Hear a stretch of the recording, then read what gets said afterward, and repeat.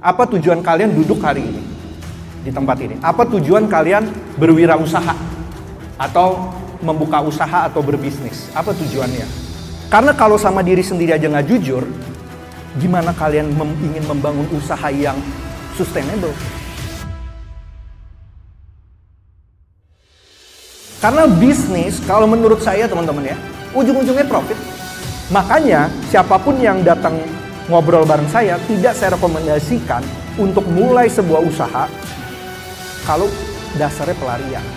Founder yang sehat secara mental, secara kepribadian, secara karakter, bisnisnya pasti sama.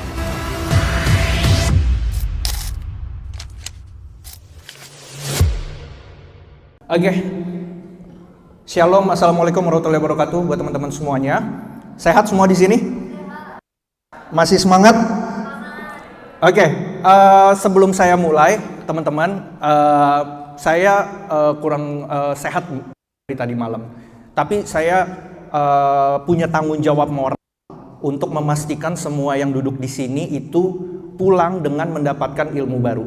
Itu yang mau saya pastikan. Jadi jangan sia-siakan waktu teman-teman yang udah duduk di sini maupun yang udah ikut live streaming, ya. Manfaatkan setiap jam yang kalian ikuti, ya, mulai dari tadi sesi 1 sampai ke sesi kedua ini untuk pulang dengan membawa hasil, gitu ya, untuk masa depan kalian.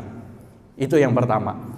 Yang kedua, teman-teman, kebetulan nanti saya pengen kita interaktif gitu ya. Jadi ada beberapa hal yang akan saya lempar nanti. Jadi kalau teman-teman merasa punya ide, punya argumentasi, silakan ya. Nanti dari kami itu ada sedikit nyiapin gimmick yang mungkin nanti buat mereka-mereka yang berani bersuara dan berani beropini, gitu teman-teman. Jadi teman-teman, perkenalkan, nama saya Stevie Thomas. Saya sekarang adalah founder dan CEO dari Muda Berdaya. Terima kasih pastinya ya ke teman-teman Disnatalis Kewirausahaan ya, yang membuat acara hebat ini. Saya berharap semua ilmu yang udah kalian dapatkan dari nanti dari pas Ibu Ina tadi nyampein materi maupun saya, itu benar-benar kalian bisa manfaatkan untuk persiapan kalian memasuki dunia nyata atau dunia realitas nanti, gitu. Oke, mungkin saya langsung masuk aja karena keterbatasan waktu juga. Saya mau mulai dengan pertanyaan, teman-teman. Apa sebenarnya tujuan kamu mau berwirausaha? Nah, ini penting, teman-teman. Berwirausaha, berbisnis, menjadi pengusaha, itu benar-benar perjalanan panjang dan melelahkan kalau menurut saya. Jadi pertanyaannya adalah, kalau buat teman-teman yang hari ini duduk hari ini, saya asumsikan semuanya punya interest di bidang kewirausahaan atau entrepreneurship. Apa tujuan kalian berwirausaha?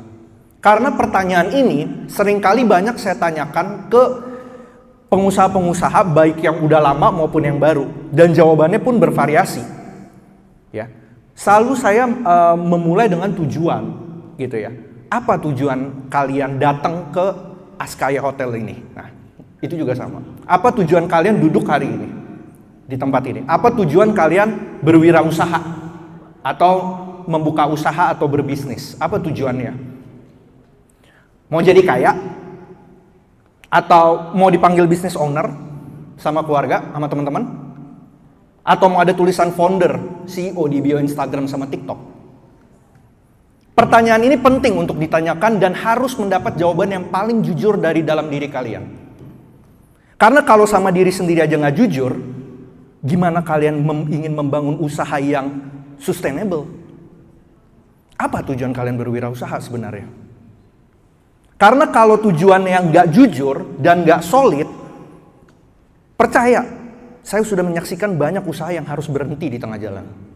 Karena tujuannya pun nggak jelas apa tujuannya. Atau kalian ingin jadi pengusaha karena ada keresahan dalam diri kalian. Coba, kalian punya keresahan nggak dalam hidup? Coba kalian tanya dulu ke diri kalian sendiri. Kalian punya keresahan nggak dalam hidup? Misalnya, waktu awal-awal saya mendirikan Muda Berdaya, keresahan saya adalah waktu saya aktif di BEM, aktif di himpunan, kok kayaknya susah banget ya nyari uang, nyari dana buat ngadain acara. Nah, itu keresahan saya. Saya pernah sama teman-teman BEM harus ngamen, harus jualan bunga, harus cuci mobil, ini, itu, wah banyak lah. Itu keresahan saya. Murni dari situ. Susah sekali. Dan itulah yang menjadi awal pemantik bagaimana saya bisa menjembatani ini semua, menjawab ini semua. Apa keresahannya? Atau sesimpel kalian nggak punya keresahan, atau kalian mau jadi pengusaha, atau kalian mau berwirausaha, mau jadi pebisnis karena ingin menjadi karakter manusia yang lebih baik dari versi kalian sebelumnya. Lebih integritas, lebih jujur, leadership. Nah, itu penting kalian untuk tanyakan dulu gitu. Karena kalau pertanyaan-pertanyaan tadi nggak terjawab, mau apapun teori yang saya berikan, mau apapun pelajaran yang kalian ikutin di kelas, seminar yang kalian ikuti di berbagai tempat, nggak akan ada hasilnya. Cuman sekedar ilmu, tapi ketika termanifestasikannya nggak akan jadi apa-apa gitu. Nah, sedikit kita ice breaking ya. Kalau teman-teman hari ini saya kasih 10 juta rupiah, apa keresahan kalian dan apa solusi yang akan kalian buat untuk menjawab keresahan itu dalam bentuk usaha? Siapa yang berani tunjuk tangan? Ada yang mau nyoba? Kalau saya kasih 10 juta, apa keresahan yang ingin kalian jawab dan apa usaha untuk menjawab keresahan itu? Ada yang mau berani tunjuk tangan? Ayo, bagi mereka yang berani berargumen, minimal dimulai dengan keberanian dulu. Ada? Hadiahnya udah disiapin Dian tuh, iya kan ya? Ada yang berani? Wanita, pria, mau buka apapun, semua ide, semua gagasan dihargai di sini. Yang penting berani. Ada? Yang di belakang, Mas, Akang? Apa kira-kira? Mau buka apa? Mau mulai apa usahanya? Atau dari, oh kamu? Ya, silakan. Hadiahnya siapin. Izin menjawab, Pak. Ya. Jawaban dari saya tentang pertanyaannya, kalau Bapak masih 10 juta, ide apa yang saya punya untuk membuka usaha? Kan ya, Pak? Ya.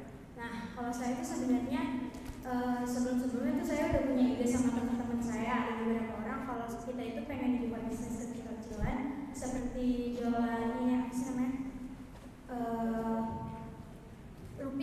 Lupis. Iya, lupis Medan. Nah, terus sama dimsum, tapi dimsumnya tuh yang kayak beli langsung jadi gitu loh, Pak, yang tinggal dimasak aja. Itu aja sih, Pak. Oke, sip. Terima kasih. Thank you, terima kasih. Ya, minimal kalian beride dulu. Karena kalau kalian untuk beride aja nggak berani, gimana kalian akan berjalan melewati perjalanan yang amat panjang ini, gitu. Buat lupis Medan dan dimsum. Oke, kita lanjut teman-teman. Apapun jawaban kalian, apapun tujuan kita akan bahas di sini dalam beberapa menit ke depan. Harapan saya sekali lagi, semua yang duduk hari ini bisa dapat sesuatu, bisa dapat ilmu baru, atau setidaknya dapat insight baru. Sehingga pada akhirnya acara kita hari ini benar-benar punya manfaat. Oke teman-teman, sekali lagi saya perkenalan, nama saya Stevie Thomas. Muda Berdaya ini perusahaan kecil teman-teman, kami bukan perusahaan besar. Sekarang karyawannya 15 orang paling. Tapi kami sudah hampir lebih dari 10 tahun berdiri. Kami setiap tahun profit, sekali lagi garis bawahi, profit selalu bertumbuh. Manajemen kami saya bisa pastikan proper dan profesional. Dokumentasi kami bagus. Tingkat turnover kami 1/4, artinya cuma satu orang yang resign selama 4-5 tahun. Itu kalau kalian mau menguji sebuah perusahaan sehat, ya nggak perlu gede-gede, nggak perlu valuasi gede-gede, tapi sehat. bisa menciptakan kesejahteraan dan kenyamanan buat seluruh tim di dalamnya. Itu. Buat apa perusahaan tumbuh besar, ujung-ujungnya tutup, layoff karyawan. Kalian pasti banyak kan baca berita kayak gitu. Tumbuh, karyawannya nyampe 1.000, 2.000, 5.000, tiba-tiba layoff. Buat apa? Itu kenapa saya mau berbagi hari ini. Oke, sekarang saya mau bahas sesuai tema startup ya. Startup ini kan udah jadi apa ya? Udah jadi hype mungkin dari tahun 2016 sampai sekarang ya, teman-teman. Dan kayaknya saya ngerasa udah banyak yang salah. Ya. Pengertian salah arah, miskonsepsi. Nah, dari sekian banyak miskonsepsi yang saya catat dan saya harap teman-teman tidak terjebak dalam kesalaharahan ini. Atau setidaknya teman-teman punya pemahaman yang jauh lebih dalam. Pertama, kita ngelihat startup bubble, kalau saya bilang. Banyak banget startup. Semua hal, dari mulai pertanian, perkebunan, semuanya dibuat startup, semuanya dibuat teknologi. Banyak banget. Nah, mindset para startup ini yang menurut saya, sekali lagi, salah adalah semuanya berlomba-lomba mengejar valuasi. Pernah gak kalian mungkin punya teman, punya saudara, pertanyaannya udah berapa valuasi perusahaan lo? Yang dikejar valuasi. Bukan pertanyaannya udah profit berapa. Karena bisnis, kalau menurut saya teman-teman ya, ujung-ujungnya profit. Udah. Kalau sesimpel, saya punya keyakinan sama Mas Rian, co-founder, coba tanya grosir yang pakai singlet, yang jualan di pasar, jualan beras. Pak, valuasi Bapak berapa? Pasti dia nggak ngerti. Tapi yang dia tahu, gue udah 20 tahun jualan, dan gue yang gue tahu profit. Hidup kan? Perusahaannya, usahanya, tokonya, grosirnya. That's it kalau menurut saya. Ketika kita ngomongin bisnis, udah. Pendapatan setinggi-tingginya, biaya serendah-rendahnya. Apakah valuasi itu nggak penting? Ya penting juga, tapi itu di next journey, kalau bahasa saya. Di next journey, di next step-nya lagi. Nah, karena bubble-bubble ini tuh muncul karena itu. Ngejar valuasi, dan yang kedua, ngejar bakar duit. Nah ini nih sering banget nih. Ngejar bakar duit para startup. Ngasih diskon, ngasih free ongkir, ngasih gratis cashback ini dan itu, itu bakar semua uang. Nah, pertanyaannya mau sampai kapan? Karena pasti akan ada ujungnya, teman-teman. Pasti akan ada ujungnya. Nggak mungkin semuanya uang itu bisa dibakar. Dan ini yang saya lihat salah arah. Dan semua perusahaan yang udah layoff dan tutup selama beberapa tahun terakhir, ya karena udah habis, nggak ada yang bisa dibakar lagi. Uangnya habis, tapi profit path-nya udah nggak ada. Profit path itu maksudnya jalur menciptakan profitnya belum ada. Karena bakar duit aja. Bakar duit. Ini kok belum keganti? Nah, kalau nggak manual aja ya. Manual aja ya. Ganti. Jadi gitu teman-teman. Tanda-tanda bubble, nih ya, tanda-tanda bubble yang saya harap tidak terjadi bagi siapapun yang duduk di ruangan ini adalah sering ngasih diskon, gratis ongkir, cashback, buat pitch deck cantik. Nah ini sering nih, saya dengan tegas sering menyindir para startup. Pitch decknya cantik, isinya bahasa Inggris semua. Keren, bisnis plan, bisnis model kanvas. Tapi begitu eksekusi, berantakan. Sering banget saya sindir teman-teman saya kayak gitu. Wah pitch deck lu cantik ya, pakai bahasa Inggris, bisnis model kanvas, bisnis plan, CAGR, dan seterusnya. Tapi pas eksekusi, berantakan. Nggak ada gunanya. KPI-nya, fokusnya di hal-hal seperti views, install, ya gitu-gitulah untuk ngejar valuasi. Bukan repeat order yang diabaikan. Retention, loyalty customer, dan seterusnya. Nah ini nih, bubble akhirnya. Investor nggak ada duit lagi, profit perusahaan yang nggak ada, akhirnya gone, pergi, tutup, cuman tinggal nama. Berikutnya teman-teman, next. Nah ini juga sering, jebakan-jebakan saya bilangnya motivator yang menjual mimpi cepat kaya. khususnya di sosial media. Nah, ini sering banget. Jadi startup founder, diriin startup buat kalian jadi kaya. Terus dijual mimpi kaya, cepat kaya itu. Nah, gejala red flagnya yang perlu teman-teman tanya ke diri kalian sendiri, sering ikut kelas-kelas, webinar motivasi, webinar kewirausahaan, tapi nggak pernah nyoba bikin cash flow sheet. Nah, itu red flag tuh. Ikut doang kelas, ikut doang seminar, ikut doang pelatihan, tapi nggak pernah coba bikin cash flow sheet yang proper dan akuntabel. Nah, itu tuh red flag pertama. Kedua, ngonten doang tiap hari, tapi nggak punya SOP 5 langkah. Order, fulfill, quality control, feedback, repeat order. Ngonten doang, buat konten aja tiap hari dia post, tapi pas ditanya SOP 5 langkah, nggak ada. Berantakan manajemennya. Sering upload, tapi nggak ada dokumentasi arsip yang rapi.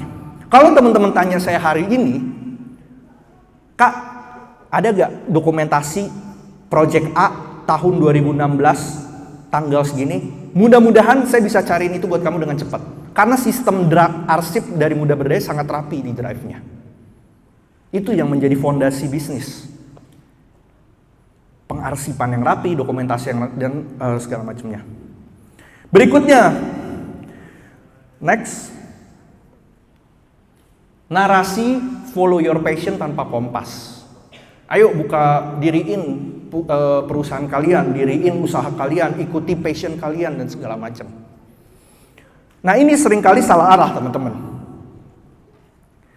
Sekali lagi saya mau ulang, passion bukan tentang gua bahagia ngerjainnya, bukan tentang gua suka ngerjainnya. Passion sesuai katanya, artinya seberapa kalian siap menderita dan disiplin untuk ngerjainnya. Itu. Bukan kalian suka, bukan kalian bahagia, tapi seberapa kalian siap menderita untuk ngerjainnya. Orang bilang, gue suka musik, misalnya. Tapi nggak rela begadang 3 hari 3 malam buat latihan, nah itu suka doang, bukan passion. Karena dia nggak rela menderita. Passion, menderita. Jadi jangan sampai kalian terjebak pada narasi follow your passion tanpa ngerti apa maknanya.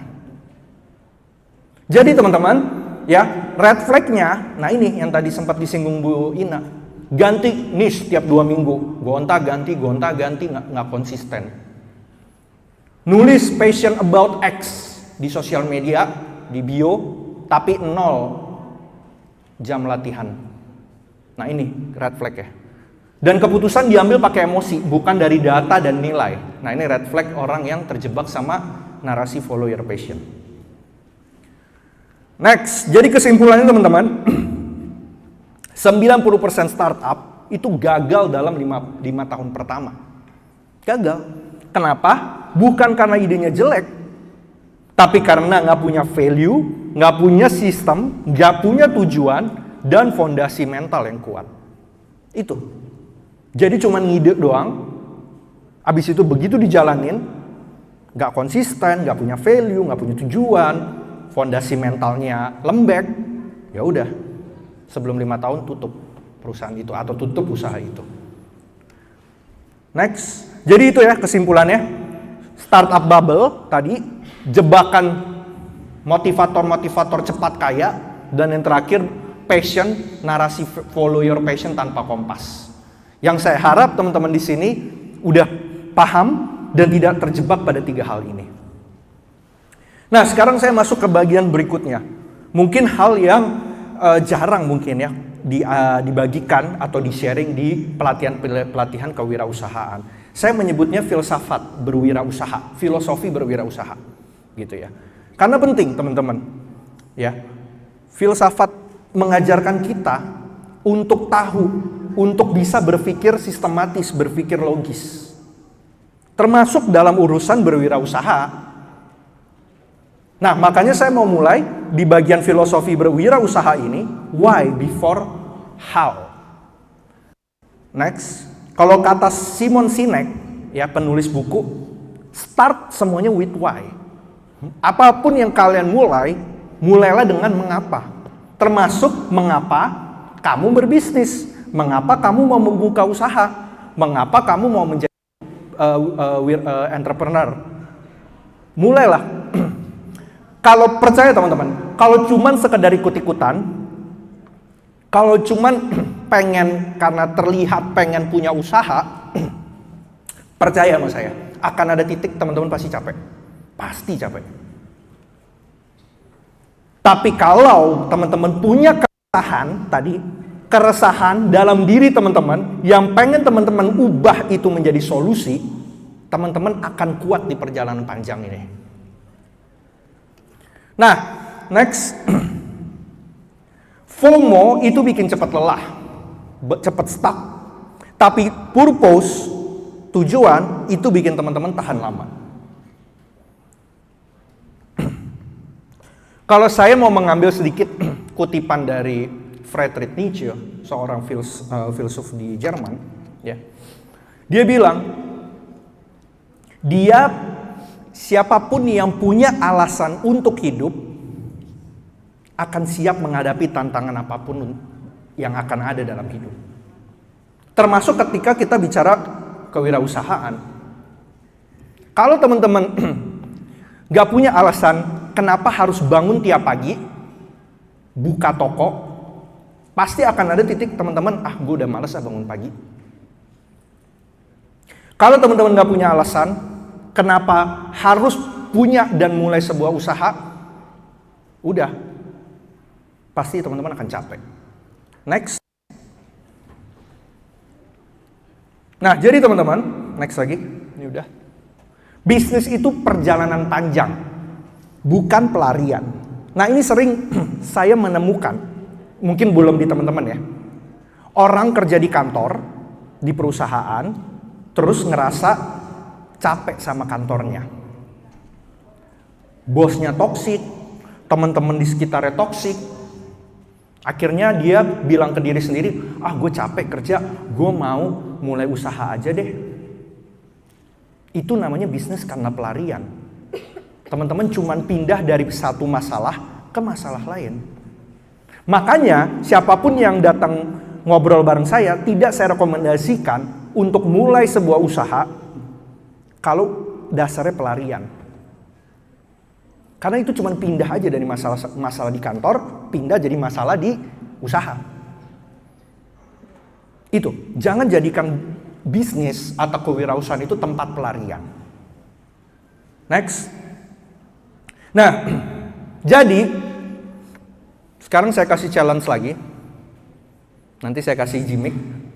Tulis sekarang, gua mau bisnis karena titik-titik-titik. Atau gua resah soal titik-titik karena titik-titik, gua mau bantu titik-titik-titik dengan cara titik-titik. Ada yang berani? Silakan tunjuk tangan.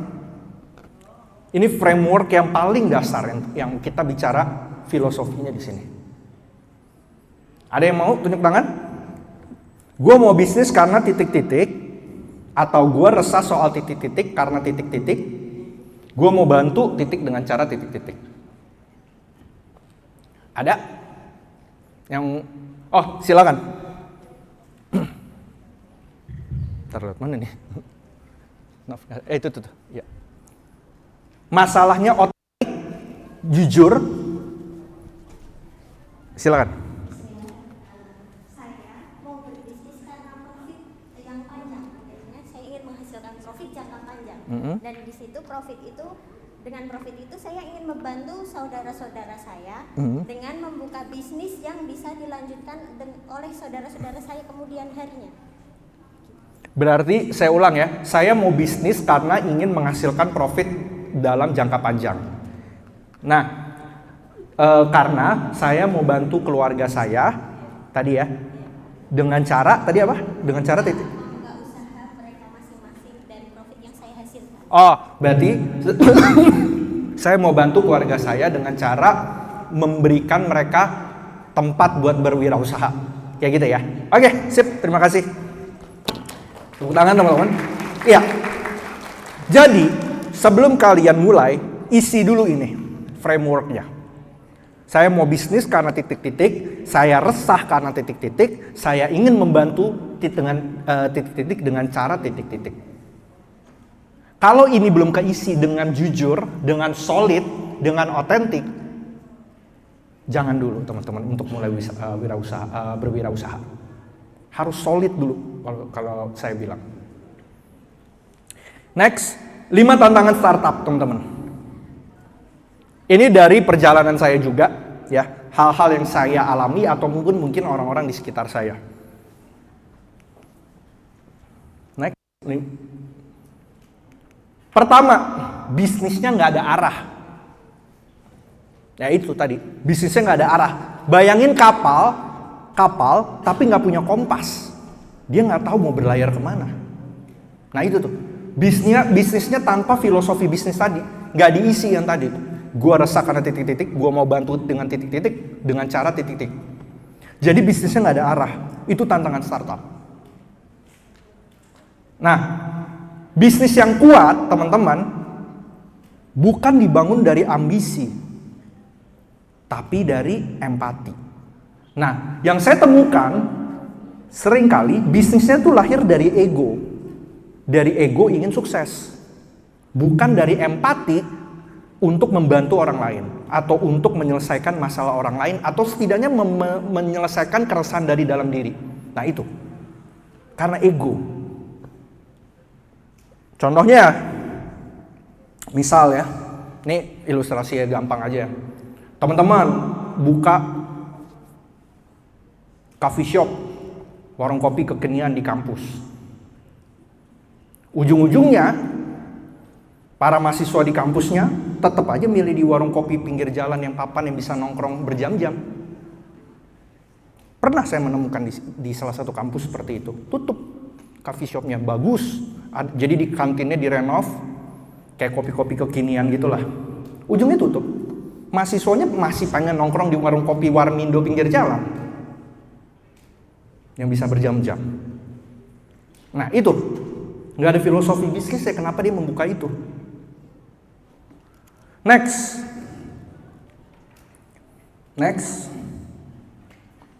Kalau kalian bikin usaha, kalau kalian bikin produk, tapi nggak bisa jawab masalah siapa yang pengen gue selesaikan, berarti bisnis atau usaha kalian itu belum punya nyawa atau DNA.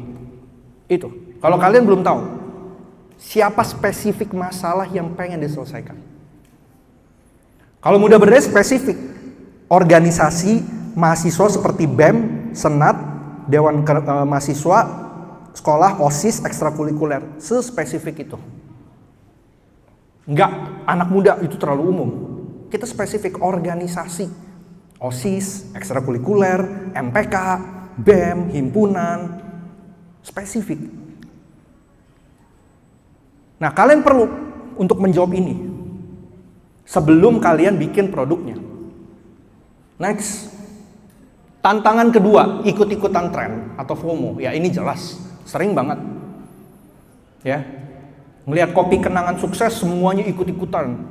Pengen jadi kayak Edward Tirtanata bikin kopi kenangan. Ngelihat Nadiem sukses, semua pengen ikut buat Gojek. FOMO, ikut semua. Sekarang yang saya amati, mulai banyak nih, dan kekhawatirannya mudah-mudahan gak kejadian ya. AI bubble. Kalau saya bilang, semua pada lomba-lomba pada buat AI. AI pada buat back-end-nya tapi tetap ChatGPT. Pada AI bubble, ini yang saya ngeri. Jadi teman-teman, intinya yang perlu kalian garis bawahi, nggak perlu jadi yang pertama. Tapi kalian paham kenapa tren itu lahir. Contoh, sekarang kan pada lagi tren padel. Semua lomba tuh pada buat lapangan-lapangan padel. Kita lihat umurnya sampai kapan kalau saya bilang. Karena justru yang perlu dipikirkan sebelum buka lapangan padelnya, kenapa dulu tren padel ini bisa jadi tren sekarang? Itu yang kalau saya bahas di berbagai kajian. Jadi jangan langsung buka. Karena kalau kita nggak tahu why-nya, ya tadi dasarnya nggak kuat. Kenapa padel ini bisa jadi tren? Saya juga masih mengkaji ya. Kalau teman-teman ada yang punya jawabannya, silakan nanti hubungin saya. Lanjut. Nah, ini kejadian nih 2 tahun 3 tahun NFT kripto. Sekarang ada lagi gak? Udah gak ada kan? Hype-nya 2022 sampai 2023 doang. Pada bikin tuh NFT. Sekarang mana coba? 2025 nggak ada kan? Ya itu karena FOMO. Bahkan nggak nyampe 2 tahun. Lihat nanti nih, AI nih, umurnya sampai kapan?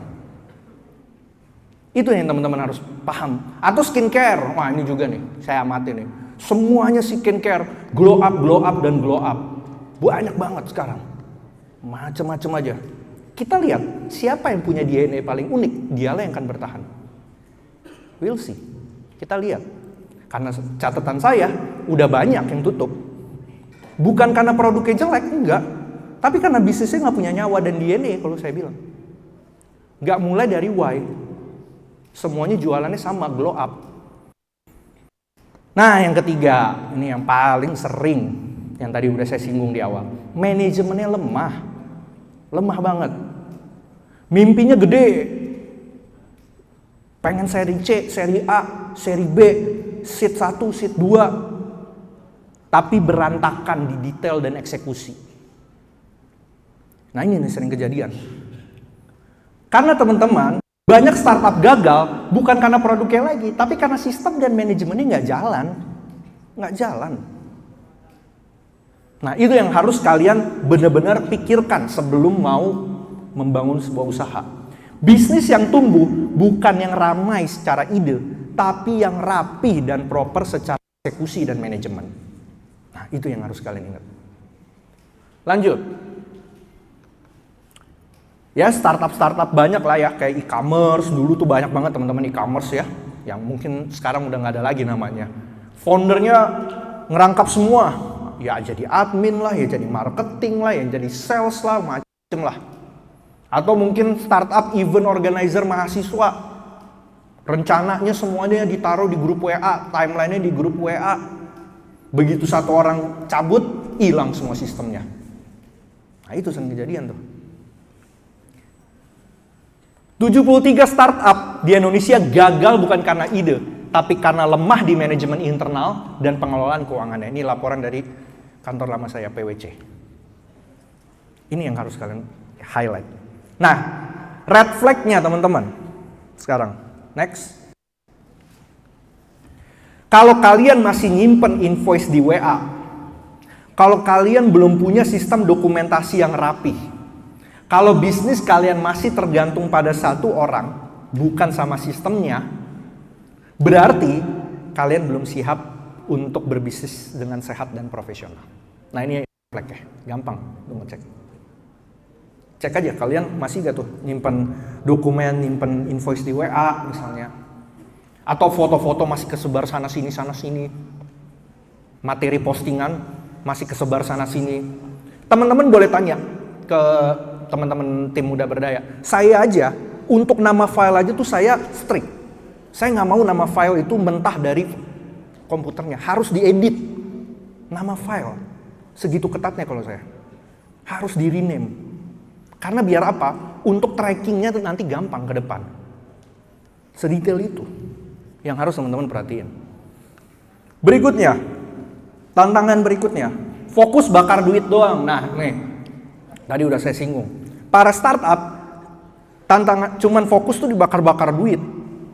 Tujuannya apa? Naikin valuasi dengan mendapatkan sebanyak customer. Nah, gejalanya gampang teman-teman. Kalau customer acquisition cost atau CAC lebih besar daripada LTV atau lifetime value, nah berarti perusahaan kalian tuh kasih donasi ke pasar, bukan bisnis. Karena ketika kalian pengen bakar uang, atau mungkin istilah marketing gampang lah ya, istilah marketing, kalian harus hitung berapa lifetime value dari satu orang customer yang kalian dapatkan. Harus. Jangan sampai kalian nggak bisa ngitung. Ujung-ujungnya kalian bakar duit tapi nggak ada hasil. Next. Jadinya bukan seberapa besar duit yang kalian bakar, Tapi seberapa cepat kalian harus belajar dari setiap rupiah yang kalian bakar. Next, lanjut. Kelima, nah ini nih foundernya burnout. Ini tantangan startup nih, sering banget kejadian. Mimpinya gede, tapi nggak punya value. Nah ini, coba lihat di kiri kanan kalian atau di kalian sendiri. Kurang tidur, stres, gampang emosional, nggak ada disiplin, nggak ada integritas. Nah ini nih, nggak rutin journaling, begadang terus sampai malam, akhirnya pecah, burnout. Nah itu, ini sering banget juga. Bisnisnya udah bagus mungkin, idenya bagus, tapi foundernya burnout, nggak disiplin. Founder yang sehat mentalnya, bisnisnya pasti akan tahan lama. Itu. Sekali lagi, founder yang sehat secara mental, secara kepribadian, secara karakter, bisnisnya pasti tahan lama. Lanjut. Ya, contohnya kalian pernah baca mungkin ya. Founder dari startup, sebuah startup e-fishery. Ya. Kabur ke luar negeri, jadi buronan. Ya itu karena nggak punya integritas, nggak punya value. Itu. Oke, kita nggak usah terlalu lama di sini. Back lagi. Nah, jadi kesimpulannya ini teman-teman ya, 5 tantangannya. Yang pertama tadi tantangan filosofi.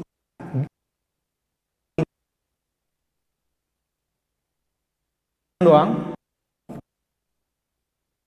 Lemah. Uang. Terakhir startup nggak punya manajemen, nggak punya sistem, dan mental foundernya. Nah ini yang saya harap dengan kalian udah tahu ini, kita bisa preventif untuk mencegah ini semua tidak kejadian. Kita masuk ke bagian berikutnya teman-teman. Tahapan. Bagaimana membangun bisnis yang umurnya panjang. Kalau saya bilang. Karena saya percaya, gak ada juga yang mau bisnis itu cuma umurnya setahun, 2 tahun, 3 tahun. At least bisnis yang kita bangun itu bisa diwariskan nanti ke anak kita. Anak kita bisa wariskan lagi kepada cucunya. Ya kayak konglo-konglo itu. Grup-grup besar itu. Yang udah generasi kedua, ketiga. Yaitu bisnisnya umur panjang.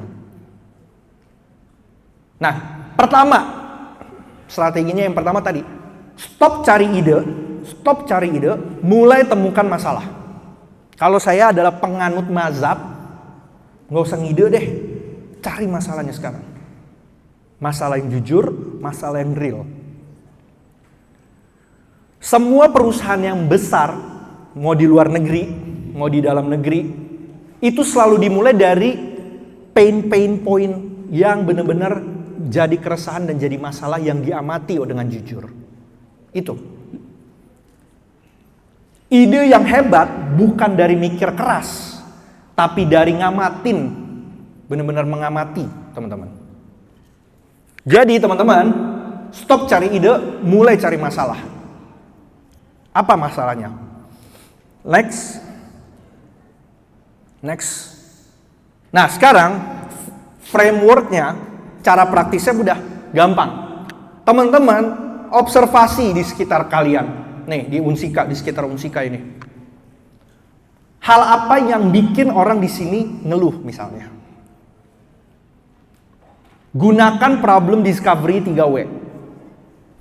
Who, siapa yang ngalamin masalah ini? What, yang bikin itu sulit, yang bikin itu jadi masalah, dan why, kenapa sampai sekarang belum ada solusinya yang efektif. Pakai framework itu. Siapa yang berani di sini tunjuk tangan? Boleh di kampus, boleh di lingkungan rumah, di lingkungan RT, desa. Siapa yang mau coba framework ini dulu? Ada? Pakai ini. Coba. Di kampus boleh. Misalnya kalian di sini pernah lihat orang-orang di sini suka ngeluh karena ini. Ini yang ngalamin masalahnya. Siapa yang berani? Ada? Oh, kamu. Ayo. Silakan. Boleh? Ke sana biar teman yang lihat. Pertanyaannya apa? Hal apa ya? Orang di sini sering ngeluh. Nah, bisa. Hal yang bikin ngeluh itu kekurangan tempat belajar, tempat nugas, tempat bekerja, atau tempat UFC. Oke, terus? Lanjut. Siapa yang ngalamin masalah ini? Yang menghadapi masalah ini ya mahasiswa, bisa juga dari karyawan yang WFC, ataupun dosen-dosen juga yang bekerja di kafe gitu. Oke. Wah, kenapa belum ada solusinya? Karena saya melihat kebanyakan lebih memilih membuka warkop ataupun coffee shop yang notabene itu hanya untuk makan lalu pergi. Oke. Terima kasih. Mulai dari situ. Jadi menurut hal yang paling di sini bikin ngeluh, orang-orang susah mau nugas, orang-orang susah mau kerja buka laptop. Menurut kakak itu orang pada ngeluh dan susah. Who-nya yang mengalami ini ya tadi bisa karyawan, bisa mahasiswa, bisa entrepreneur juga mungkin. Why? Kenapa belum ada? Ya karena orang lebih fokusnya buka coffee shop, kopi, makan, cabut. Nah, mulai dari situ teman-teman. Amati apa yang jadi masalah dan sering dikeluhkan. Lanjut. Contoh, kita bahas pakai contoh-contoh yang real ya. Orang dulu cuman bisa beli satu furnitur, satu set, kayak beli sofa. Padahal kan belum tentu ini bisa muat di rumah saya.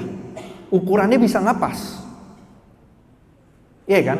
Misalnya ukuran ruang tamu saya cuma segini, kalau ditaruh ini kan makin penuh.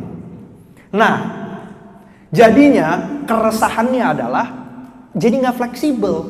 Rumah jadi harus beda-bedain ukuran furniturnya. Makanya lahirlah IKEA yang untuk menjawab keresahan itu. Jadi lu bisa rakit sendiri sesuai ukuran rumah lo. Itu DNA-nya IKEA. Atau misalnya dulu nonton film, ya kita harus ke bioskop. Atau lewat TV kabel. Which is TV kabel itu hanya orang-orang kaya yang punya. Nah, gimana caranya pengen nonton bisa di device sendiri kapan aja, di mana aja. Ya makanya lahir Netflix. Atau yang tadi Ibu Ina juga udah ngasih contoh. Dulu kalau mau keluar negeri, ke Thailand misalnya, kita harus nyari hotel yang belum tentu itu sesuai budget kita. Di sisi lain, di Thailand itu banyak rumah-rumah yang diisi oleh kaum lanjut usianya, lanjut usianya yang udah tua, dan banyak kamar-kamar kosong. Karena anaknya udah pada keluar semua dari rumah. Kenapa nggak kamar-kamar itu disewain buat para pelancong-pelancong dan wisatawan-wisatawan? Jadilah Airbnb. Nah itu, mulai dari keresahan. Next. Kedua, nah ini juga tadi saya ulang sedikit. Validasi. Jangan asal yakin. Cek dulu, beneran nggak itu masalah? Beneran nggak kalian solusinya efektif? Beneran gak orang mau bayar? Cek dulu. Jadi, validasi itu adalah cara meminimalkan halunya kalian, ilusi kalian, khayalan kalian. Cek dulu. Jangan sampai kalian mikir ini masalah padahal itu sebenarnya bukan masalah. Kalian mikir oke, beneran masalah, tapi orang gak mau bayar juga. Solusinya buat apa? Banyak startup gagal bukan karena idenya jelek, tapi karena nggak ada yang butuh produk mereka sebenarnya. Banyak teman-teman. Ada salah satu startup di bidang pertanian. Sekarang harus tutup. Karena ternyata para petani nggak butuh produknya dia. Petani lebih milih tetap jual di koperasi. Bahkan ada juga yang lebih milih jual tetap di tengkulak. Nggak butuh startup itu. Jadi validasikan dulu, beneran nggak? Next. Nah, cara praktisnya gampang, frameworknya. Pertama, interview dulu 20 orang minimal yang ngalamin masalah itu. Interview dulu. Tanya, beneran gak ini masalah? Kedua, buat Google Form, survei aja. Yang isinya solusi yang kalian tawarkan. Dan yang ketiga, coba dulu pre-sale konsep. Jadi jangan langsung. Nah, guys, ini kan tadi ada masalah ini. Nah, ini gue nawarin solusi. Nah, daripada kalian bayangin, ini solusinya. Cobain dulu. Itu. Misalnya, kalau tadi minjem si kakak istilahnya tadi buat tempat. Guys, kan lu susah nih semua. Nyari tempat buat kerja, buat nugas. Nih gue punya tempat. Cobain dulu 1 jam di sini. Kita kerja bareng. Cek dulu. Beneran nggak bener, valid gak nih masalah? Jadi validasi, itu tahapan kedua teman-teman. Next. Oke, jadi gini teman-teman, framework untuk masalah divalidasi ini. Pertama, problemnya valid. Ya, jadi orang memang jujur mengakui itu jadi masalah. Yang kedua, solusinya valid. Ya, jadi orang setelah mengakui, orang mau nyoba solusinya. Solusi yang kamu tawarkan melalui usaha kamu. Dan yang terakhir, marketnya valid, ya.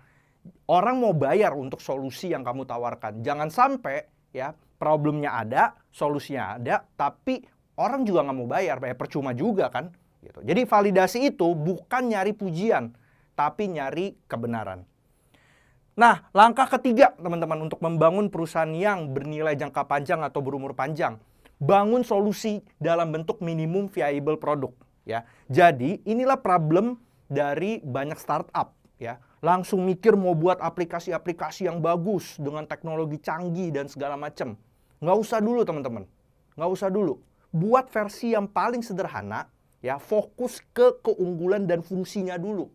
Ya, baru nanti bisa di-develop pelan-pelan. Ya, jadi nggak usah mikir yang canggih-canggih dulu. Buat versi sederhana, ya untuk melihat apakah semua fungsi solusi yang ditawarkan emang itu udah bekerja dengan baik dan mampu menjawab solusi yang ada. Ya, itu. Jadi mulai dari versi yang sederhana, minimum viable product.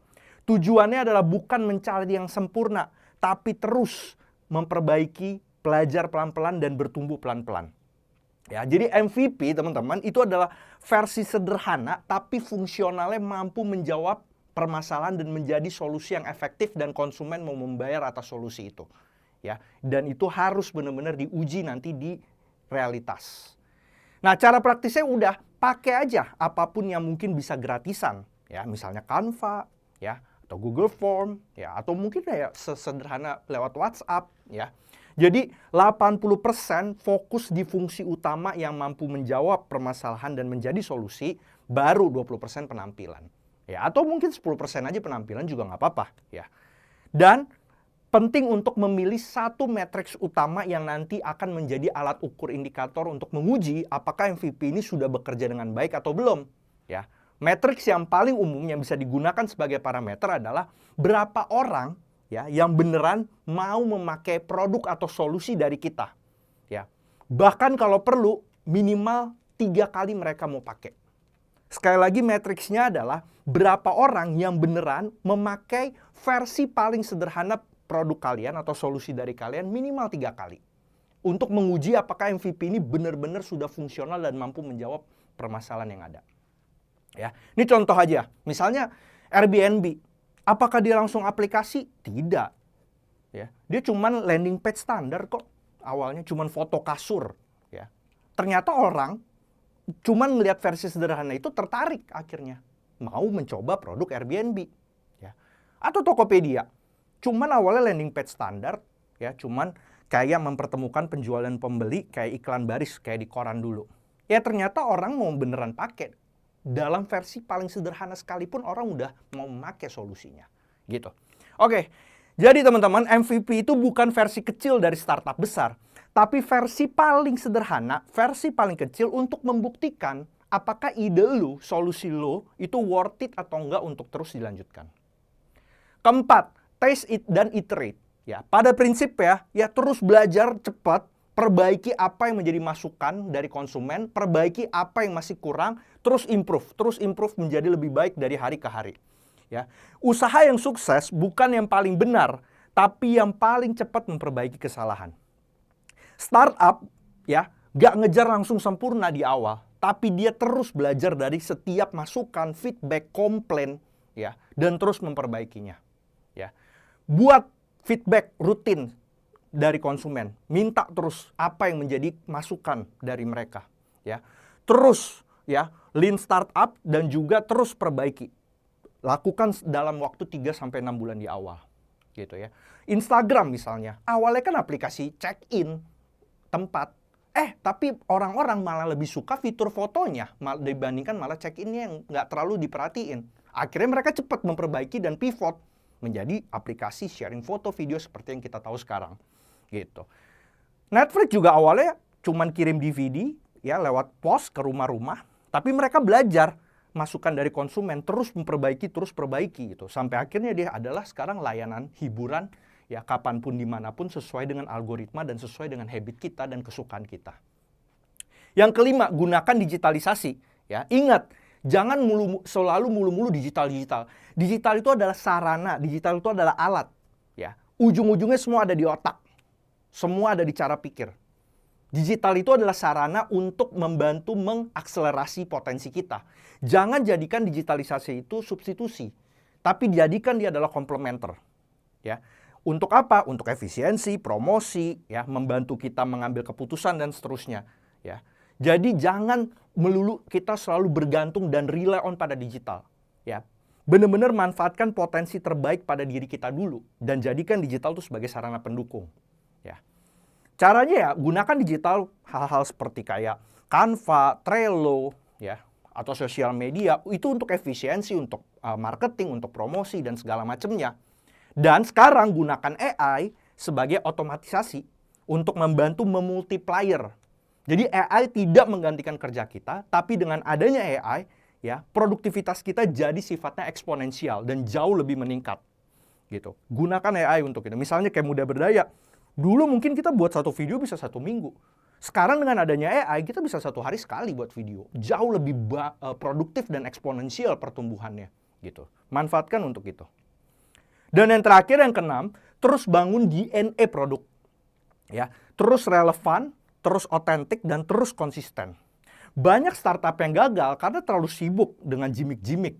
Ya, fokus ke hal-hal yang jauh dari DNA. Ingat, produknya memang boleh berubah, tapi DNA karakternya itu yang harus tetap solid dan harus sama terus.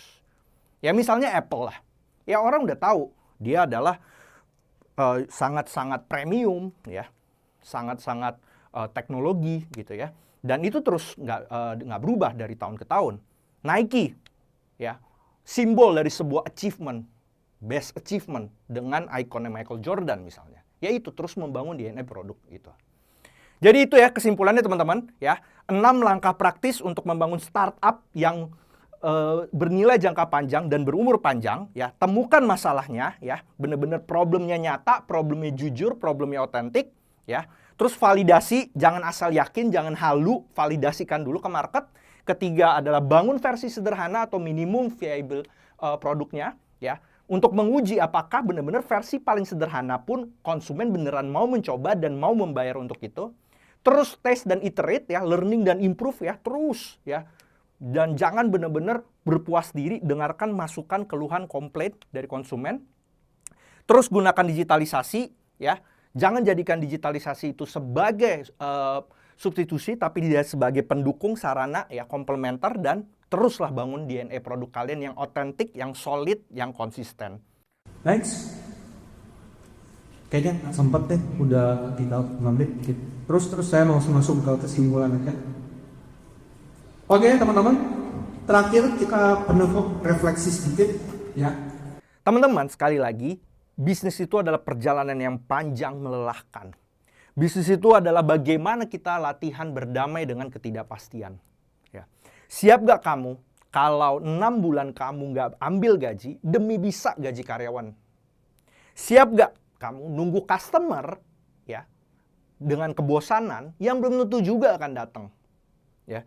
Siap gak kamu kalau kamu ngelihat teman ya kerja di corporate, kerja di perusahaan, terus dia posting tentang pencapaian karir dia di kantor, sementara kamu ya masih struggling, masih berjuang sama usaha kamu? Ya. Siap gak kalau mental kamu bener-bener naik turun kayak roller coaster ya, setiap hari tegang ya, dengan emosi yang naik turun, siap gak? Ya.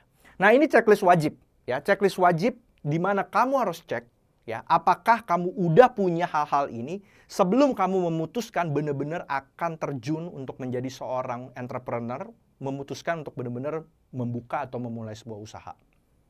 Pertama, mental dan emosi ya. Bisa bilang enggak, bisa bilang tidak pada distraksi, FOMO, dan hawa nafsu. Kedua, punya ritme hidup yang stabil. Sesimpel tidur, istirahat, olahraga, journaling ya. Dan siap gak kamu untuk membahas soal duit, soal uang ya, dengan jujur dan terbuka. Ya, nggak sensitif dan nggak tabu. Siap gak? Berikutnya, fisik dan waktu. Siap gak kalau harus komit 10-12 jam per hari untuk benar-benar deep work ngebangun bisnis kamu, ngebangun usaha kamu? Siap gak secara fisik dan waktu? Berikutnya, yang ini udah saya bahas tadi di awal. Kompas nilai. Ya, udah benar-benar solid, udah benar-benar jujur gak? Why-nya kamu. Kenapa kamu mau menjadi seorang pengusaha? Kamu resah karena apa? Dan kamu ingin membantu dan menyelesaikan keresahan kamu ini dengan apa? Udah solid belum itu? Udah otentik, udah jujur belum kompas nilai itu? Keempat, keuangan pribadi. Nah ini penting. Udah punya belum ya 12 kali biaya hidup kamu yang itu di luar modal usaha? Misal kamu setiap hari atau setiap bulan 4 juta atau 5 juta. Dikali 12, 60 juta selama setahun. Dan itu benar-benar full untuk biaya hidup kamu sehari-hari. Nggak ada hubungannya dengan modal usaha. Udah ada belum tabungan itu? Berikutnya, modal bisnis dan validasi. Ini juga tadi udah dibahas ya, sedikit sama Ibu Ina. Ya, bisnis model kanvas yang benar-benar udah lengkap dan juga udah diuji. Ya, udah siap belum bisnis model kanvas kamu? Berikutnya, operasional dan documentation system. Udah punya belum SOP 5 langkah? Order, fulfill, feedback, repeat, dan river. Udah punya belum SOP yang benar-benar proper dan profesional untuk SOP 5 langkah? Dan dokumentasi sistem kamu udah rapi belum? Itu. Dan yang terakhir, tim dan relasi. Ya, bisa sahabat, bisa teman, bisa mentor. Minimal untuk kamu tempat curhat. Berbagi keresahan, berbagi stres. Ya, supaya kamu tidak burn out. Udah punya belum sahabat yang benar-benar siap untuk menemani kamu dalam menjalani perjalanan panjang ini? Nah, kalau kamu belum punya, ya, minimal 60% dari hal-hal tadi, saran dari saya, ya, jangan langsung terjun berwirausaha. Jangan langsung mulai full, ya. Perlahan-lahan aja. Perlahan-lahan sambil belajar jadi karyawan atau side hustle. Karena sekali lagi, ya, ketika kamu langsung terjun, ya, dengan masih banyak kekurangan dari hal-hal tadi, kekhawatiran dari yang pernah saya saksikan dan mungkin juga saya alami, bahwa kita dengan menjadi pengusaha tidak bertumbuh menjadi karakter manusia yang lebih baik dari versi diri kita sebelumnya. Karena sekali lagi, ada hal yang lebih besar dari sekedar berwirausaha, tapi bagaimana kita menjadi manusia dengan karakter individu, dengan karakter personal yang lebih baik menjadi seorang manusia seutuhnya. Itu yang lebih penting. Jangan sampai gara-gara kalian berwirausaha dengan memaksakan diri, ya, kalian menurunkan kualitas diri kalian sebagai seorang manusia. Itu yang harus teman-teman perhatiin. Next, tinggal 3 menit. Jadi teman-teman, bisnis itu tuh kayak lari maraton, kalau saya bilang. Bukan lari sprint. Jadi, lu nggak bisa lari kenceng, nanti tumbang di tengah jalan. Nggak ada yang bisa. Tanya sama yang pernah lari maraton, baik itu half K maupun 42K. Dia harus stabil terus. Harus cukup tenaganya. Dan kalau kita berwirausaha, berarti tenaganya itu tadi, integritas, value, empati. Itu teman-teman. Oke, terus ada hari mungkin tadi kalian harus rela nggak gajian supaya karyawan bisa makan. Ada hari di mana cuman tidur 2 jam karena besok harus presentasi di depan potensial klien. Ada saat lu kerja keras banting tulang, tapi hasilnya kok kayak belum kelihatan juga ya. Udah capek nih gua. Ada masa di mana kalian lihat teman kalian sukses di korporat, di dunia kantoran, tapi kalian masih nyari pelanggan. Dan disitulah mental karakter kalian akan diuji dan ditempa. Next. Jadi teman-teman, mudah-mudahan seluruh materi yang saya berikan hari ini membukakan cakrawala berpikir kalian, memberikan hal baru yang mungkin kalian belum pernah dapatkan di tempat-tempat lain. Ya, saran saya tetap terus pelihara api kewirausahaan yang ada di dalam diri kalian, jaga jangan sampai padam. Apapun usahanya, mau kalian langsung terjun, mau jadi side hustle dulu, mau jadi karyawan dulu, yang penting api kewirausahaan kalian tidak sampai padam. Itu aja dari saya, nama saya Stevie Thomas. Terima kasih, Start Up Your Dream, teman-teman dari UKM Kewirausahaan Unsika. Terima kasih.